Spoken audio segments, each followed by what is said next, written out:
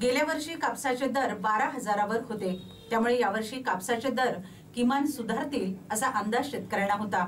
प्रत्यक्षात मात्र कापसाच्या दरात वाढ झाली नाही, उलट दरात घसरण झाली।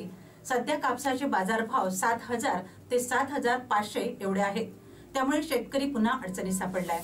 2 वर्षापूर्वी जून महिन्यात कापसाचे दर 12,000वर पोहोचले होते, यामुळे यावर्षी तर कापसाचे दर किमान सुधारतील असा अंदाज शेतकऱ्यांना होता।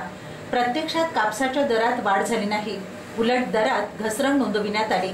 चांगल्या प्रतीच्या कापसाला 7,200 रुपये क्विंटलचा दर मिळत आहे, तर कवडी स्वरूपाच्या कापसाला व्यापारी मिळेनासे झाले आहे। यातूनच शेतकऱ्यांची चांगलीच कोंडी झाली आहे। गतवर्षीच्या खरीप हंगामातील कापूस अजूनही शेतकऱ्यांच्या घरात पडून आहे। या कापसाला आज ना उद्या दर मिळतील अशी अपेक्षा शेतकऱ्यांना होती। प्रत्यक्षात मात्र हे दर वधारले, उलट या दरात घसरण झाली। आता तर कापसाचे वजन घटले, यासोबतच दरही घटले। इतकेच नव्हे तर सततच्या उन्हामुळे कापसाची गुणवत्ता सुद्धा घसरली आहे। उन्हाचा पारा वाढत असल्याने आगीच्या घटना घडत आहेत। यातून शेतकऱ्यांनी कापूस विक्रीसाठी काढला आहे।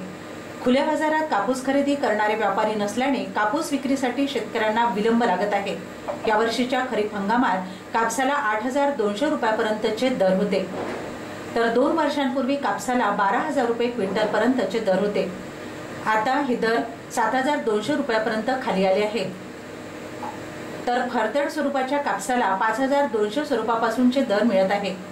कवडी मोल दरात कापूस विकला जाणार असल्याने शेतकऱ्यांमध्ये चिंता आहे। कापूस उत्पादक शेतकरी म्हटल्यानंतर हा जिल्हा जो आहे प्रामुख्याने यवतमाळ जिल्हा कापूस उत्पादक शेतकरी याचा जिल्हा आहे आणि या ठिकाणी या शेतीमध्ये कोरडवाहू शेतकऱ्याचं प्रमाण हे 70% आहे आणि 70% शेती कोरडवाहू असताना सुद्धा कापूस उत्पादक शेतकऱ्याकडे शासनाचं अतिशय दुर्लक्ष आहे। याचं कारण गेल्या 10 ते 15 वर्षापासून कापसाचे जे भाव आहे ते त्याच ठिकाणी खेळत आहे।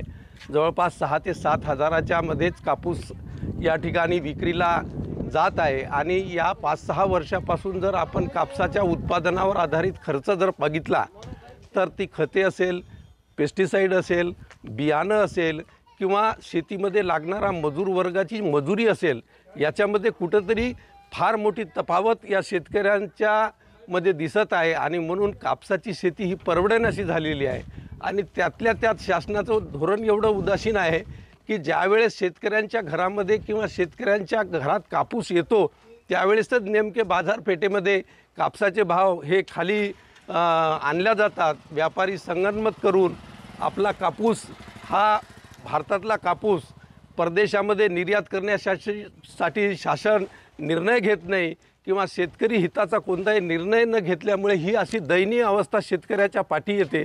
आज एप्रिल महिना, मे महिन्याचं शेवट एंडिंग होत असताना शेतकरी यावर्षीचा कापूस आपल्या घरामध्ये भरून ठेवलेला आहे शेतकऱ्यांनी आणि अशा अवस्थेमध्ये शेतकऱ्यांनी जे बँकेचं कर्ज घेतलेलं आहे किंवा कोणताही व्यवहार केलेला आहे तो व्यवहार कसा करावा असा यक्ष प्रश्न शेतकऱ्यापुढे असतो आणि यामध्ये शासनाने याचा गांभीर्यपूर्वक विचार